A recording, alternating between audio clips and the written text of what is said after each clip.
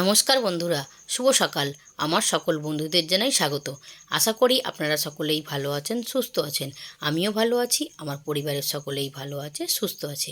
এই যে মামসোনা স্কুল যাওয়ার জন্য রেডি হয়ে গেছে, আর বাবু এই যে টিউশন গিয়েছিল, তো টিউশন থেকে বাড়ি আসলো।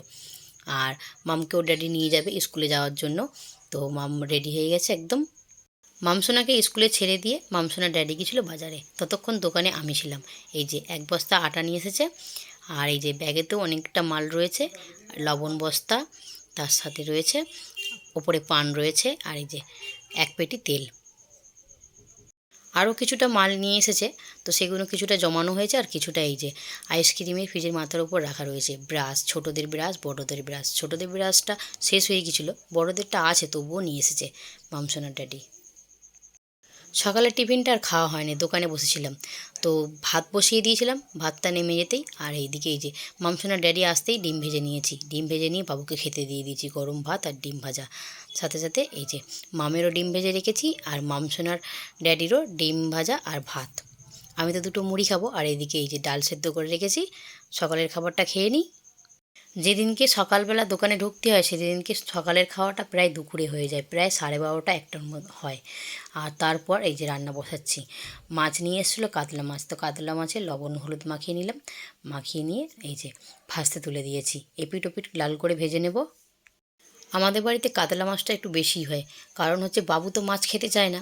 মামসোনা মাছ মানে যে কোনো মাছ দাও পছন্দ করে খেয়ে নেয়, আর এ বাবু একদম খেতে চায় না। তাই জন্যে এই কাতলা মাছ একটু বড় দেখে আনলে, কাঁটাটা কম থাকে তো, তাহলে এটা বেছে দিলে তাহলে খায়। এত বড় ছেলে, এখনও মাছ বেছে দিতে হয় আমাকে। যদি মাছ কাঁটা ছাড়িয়ে না দিই না, বাবু মাছ তো খাবেই না। আর ও যেন মাছ একদমই খেতে চায় না, জোর করে বকে ঝোঁকে মাছ খাওয়াতে হয়। আর এই যে মাছগুলো ভেজে তুলে নিয়ে কড়াতে গরম মশলা আর তেজপাতা শুকনো লঙ্কা ফোড়ন দিয়ে ভালো করে ভেজে নিয়েছি। ভেজে নেওয়ার পর এই যে কুচনো পেঁয়াজটা তুলে দিচ্ছি, পেঁয়াজটাকে নেড়ে চেড়ে লাল করে ভেজে নেব। দই কাতলা বলো, সর্ষে পোস্ত দিয়ে বা সর্ষে বাটা দিয়ে ঝোল ঝাল এরকম করে রান্না করলে তবেই বাবু খাবে মাছ, নালে খেতে চায় না। আর এই যে এদিকে আদা রসুনটা দিয়ে ভালো করে নেড়েচেড়ে ভেজে নিচ্ছি, আর এদিকে আমি জারেতে টমেটো, কাঁচা লঙ্কা আর টক দই একসঙ্গে পেস্ট করে রেখেছিলাম, সেটাই তুলে দিলাম। দিয়ে ভালো করে এটা নেড়েচেড়ে একটু ভেজে নেব তেল ছেড়ে আসা পর্যন্ত। আর এদিকে রেগুলার যা মশলা সেসব মশলাগুলোই দিয়ে দিলাম, ধনে গুঁড়ো, জিরে গুঁড়ো, লঙ্কা গুঁড়ো, হলুদ গুঁড়ো আর স্বাদ মতো লবণ দিয়ে ভালো করে আবারও কষিয়ে নেবো, যতক্ষণ না এ থেকে তেল ছাড়বে ততক্ষণ পর্যন্ত কষাবো। সামান্য পরিমাণ জলও দেবো, যাতে মশলাটা পুড়ে না যায়। মশলাটা কষানো হয়ে গেছে, মশলা থেকে তেলও ছেড়ে দিয়েছে। এই যে সুন্দর একটা কালার এসে, তাই না বন্ধুরা? আর যেরকম কালার এসছে সেরকম কিন্তু খেতেও দুর্দান্ত হয়েছে। আমি যেহেতু ভয়েসটা পরে দিয়েছি তাই বললাম। বাবু তো ভীষণ খুশি হয়ে খেয়েছে, এতটাই ওর পছন্দ হয়েছে। আর এতে এই যে পরিমাণ মতো জল দিয়ে দিলাম, জল দিয়ে একটু ফুটে উঠতে দেবো, ফুটে উঠলে ভেজে রাখা মাছগুলো দিয়ে দেবো। আর মাছ একটু 2 পিস বেশিই নিয়েছি, কারণ হচ্ছে প্রায় সময়ই বলি যে যা পাঠিয়েছে, পাশের বাড়ির যা পাঠিয়েছে সবজি, তো তার জন্যে আমি 2 পিস পাঠাবো। গ্যাসের ফ্লেমটা লো করে দিয়ে 5 মিনিট ঢেকে রান্না করে নিয়েছি। এই যে দই কাতলা আমার রেডি হয়ে গেছে। এবার গ্যাসের ফ্লেমটা অফ করে দেবো, অফ করে দিয়ে এটা নামিয়ে নেব। আর যেহেতু গোটা গরম মশলা আমি আগেই দিয়েছিলাম, তার জন্যে গরম মশলা দিলাম না। আর ধনিয়া পাতা বাড়িতে নেই, থাকলে দিতাম, তো সে আমার কাছে বাড়ন্ত হয়ে গেছে। আর এটাকে এই যে তুলে নিচ্ছি এবার। লাউ শাক বলো, লাউ শাকের ডাঁটা বলো, যে কোনোভাবেই রান্না করে দাও না কেন, আমার ভীষণই পছন্দের একটা খাবার।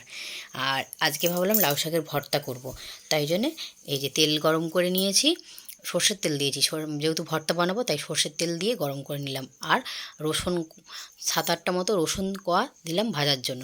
আর এদিকে কুচনো পেঁয়াজ দিয়ে দিচ্ছি। পেঁয়াজের সাথে সাথে কাঁচা লঙ্কাও দিয়ে দেবো, 2-3টে কাঁচা লঙ্কা দেবো, আর তার সাথে একটু আলু দেবো। আলুটা না দিয়েও করলেও চলে, কিন্তু আলুটা দিলাম। লাউ পাতা তো অল্প আছে, তাই জন্যে মানে ভাজলে একদম মানে একটু নেড়ে চেড়ে নিলেই অল্প হয়ে যাবে, তাই জন্যে একটু আলু দিয়েছি। আর সাথে যে লবণ দিলাম, সামান্য পরিমাণ হলুদও দেবো, কারণ হলুদে আমি শুনে আসছি যে হলুদে কোনো যদি পয়জন থাকে নষ্ট হয়ে যায়, তাই জন্য এই যে হলুদও দিয়ে দিলাম। হলুদ দিয়ে এই যে কেটে রাখা লাউ পাতা দিয়ে দিচ্ছি। লাউ পাতাগুলোকে আমি খুবই ভালো করে ধুয়ে নিয়েছিলাম। মিনিট 2-3 মতো ঢেকে এটা রান্না করে নিয়েছি।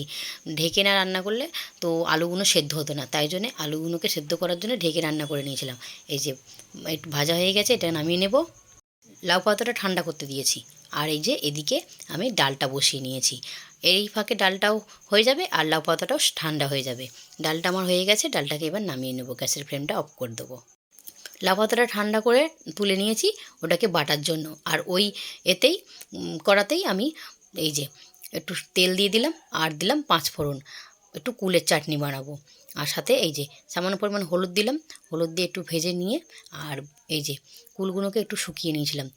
এটা হচ্ছে মামসোনার আন্টি পাঠিয়েছিল, শুকনো কুলই পাঠিয়েছিল, তবুও আমি একটু শুকনো করে নিয়েছিলাম। তো সেটাকে ভালো করে ধুয়ে নিয়েছি, এই যে ধুয়ে নিয়ে এই যে কুলগুলোকে চাটনি করার জন্য বসিয়ে দিলাম। আর সামান্য পরিমাণ লবণ দিলাম, লবণ দিয়ে এটাকে একটু ভালো করে নেড়েচেড়ে ভেজে নিয়ে জল দিয়ে দেবো। গ্যাসের ফ্লেমটাকে লো করে দিয়ে একটু ঢেকে দিয়েছিলাম।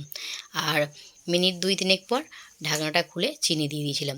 চিনি দিয়ে এই যে ফুটিয়ে নিয়েছি, আমার চাটনিটাও রেডি হয়ে গেছে। এটাকে এবার নামিয়ে নেব। চলো তাহলে দেখে নিই দুপুরে কী কী রান্না করলাম। দুপুর বলতে প্রায় এখন 3:30 মতো আরে বাজে। আর এই যে এদিকে ভাত, আর তার সাথে রয়েছে ভীষণ একটা পছন্দের খাবার, লাউ পাতার ভর্তা, সাথে একটু আলুও দেওয়া আছে। আর এই যে এদিকে রয়েছে বাবুর পছন্দের দই কাতলা। দই কাতলার রসাটা কতটাই রেখেছিলাম, কিন্তু মাছে সব টেনে নিয়েছে। আর এই যে সাথে রয়েছে মাম্মামের ড্যাডির পছন্দের কুলের চাটনি। বাবুও একটু আধটু আজকাল চাটনি খাচ্ছে। আর এই যে এদিকে রয়েছে মুসুর ডাল। চলো সবাইকে খেতে দিই।